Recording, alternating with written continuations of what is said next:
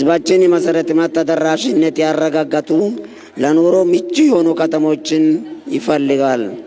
ከቅርብ ዓመታት በፊት ያለንን የከተሞች የማልማት አቅምም በመሰረቱ ባለመረዳትና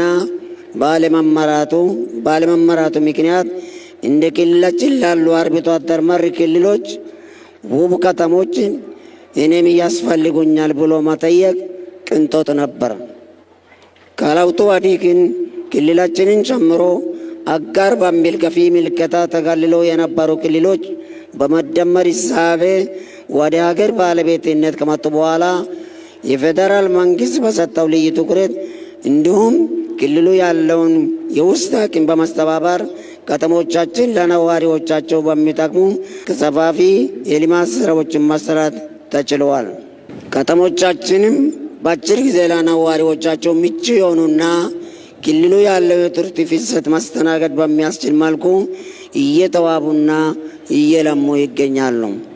በሌላ በኩል በዘርፉ በክልላችን እየተሰሩ ያሉ ስራዎችን በተመለከተ በክቡር ጠቅላይ ሚኒስትር ሀሳብ አመንጭነት በሀገር አቀፍ የተጀመረው የኮሪደር ልማት ስራ በሰመራ ከተማ የምዕራፍ 1 የሙዚየም ኮሪደር ልማት ፕሮጀክት ግንባታ አፈጻጸም ከ95 በላይ ደርሷል።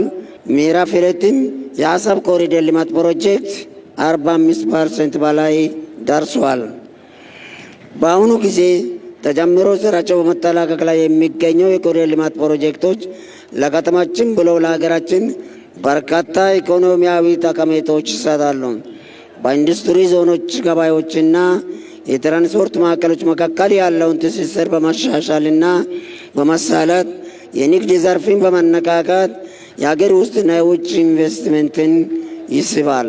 የክልላችን ለም መሬት የሰጡትን ሁሉ የሚያበቅል ለሁሉም ተክል ሆነ አዝርዕት ተስማሚ መሬት ከመሆኑም በላይ በተፈጥሮ ማዳበሪያ የታደለ በመሆኑ ቀድሞ የነበረውን የበረሃማነት በሚል ትርክት በመቀየር ክልላችን በምግብ ራሳችን ለመቻል በምናደርገው እንቅስቃሴ ከክልላችን አልፎ ለሀገራችን የልማት ትሩፋት ማቅረብ ችለናል።